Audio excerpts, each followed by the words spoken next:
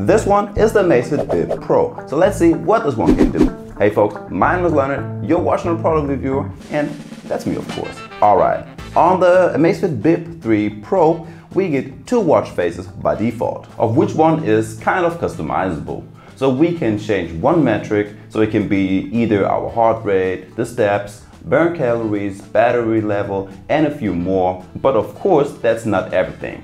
Now, if we open up the Zap app and head over to the device and click on watch faces, we get a whole list of extra watch faces nicely separated in different categories. Like you have a classic collection with some pretty standard ones, you have customizable watch faces, simple ones, creative, freestyle, sports related, and some with a whole lot of display data. All in all, not too shabby for a budget smartwatch that you can already get for about 70 euros over here in Germany.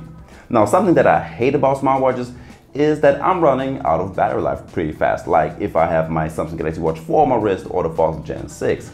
But the Amazfit Bip 3 Pro is a little bit different. Now, I've had this bad boy on my wrist for the last 24 hours and I only lost about 7%.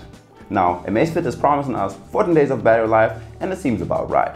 Now, during this time, I had like 30 minutes of GPS track workouts. I got quite a few notifications here and there, brightness level on like a mid-range level. I'm tracking my heart rate in 5-minute intervals, which is the highest you can go, and my stress level at all times. So there you have it. And oh, by the way, charging only takes about 2 hours, which is pretty standard for a watch that lasts about 2 weeks on average. Okay, one of the main reasons to get a smartwatch is to either track your activity or your health stats. And those are some things that you're definitely going to find on the Amazfit Bip 3 Pro. So first up, let's start with the health stats. So this one is tracking your steps, of course, your heart rate in either 30-minute, 10 or 5-minute intervals. So that's something that you have to decide for yourself.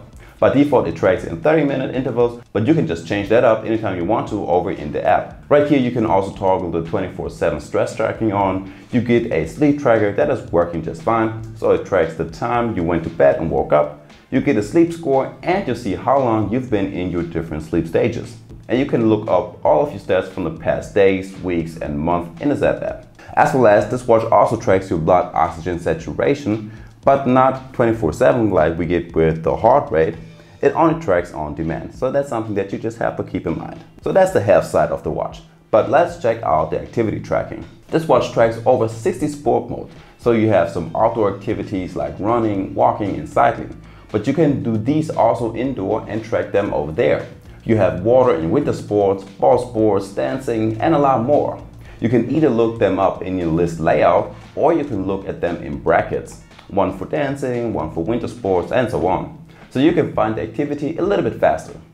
Now, if we try to start an activity, we can first set some things like an auto pause, activity alerts, and we can change the data layout, which is great. With this feature, we can change the display data during your activity. So instead of tracking your pace, you can change it to something different, like your heart rate, speed, or something else that you might like to track instead. Alright, something that you might already know about the Amazfit Bip 3 Pro is that we get a built-in GPS, which is by itself a very good feature and even better in a budget smartwatch. So of course I did a whole lot of testing, and to be honest, it's not that good. It's more like okay-ish. So it's always off like by 5 to 10 meters on average, depending if you're in the city or not. But if you're looking for a built-in GPS that only roughly tells you where you went, this one right here will do it.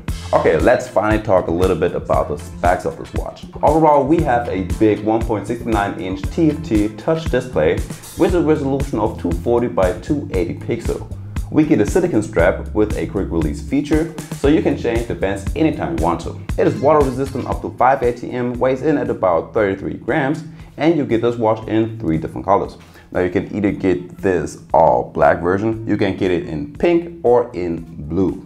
Now as for the materials we have, the whole case consists of a hardened plastic, and we have a tempered glass with anti-fingerprint coating, which is working alright-ish. As for some more smart features that you can expect to get on this watch, is that you get all of your notifications right on this watch. Just swipe up from your home screen and you can start reading all of your newest messages and notifications. But if you want to receive less, you can head over to your notification center on the Zap app and toggle some off that you don't need. But just one thing that you have to keep in mind is that you cannot reply to any messages but at least we get to see some cool emojis every once in a while. Swiping down from your home screen takes you to a tiny quick panel with just your settings, brightness level, D&D mode, and your alarm. Now talking about the settings, over here you can customize your watch a little bit more. First off, you can change the display timer, since your screen will turn off by default after just 5 seconds, and you can bump that up to 15 seconds at a small cost of a little bit of your battery life.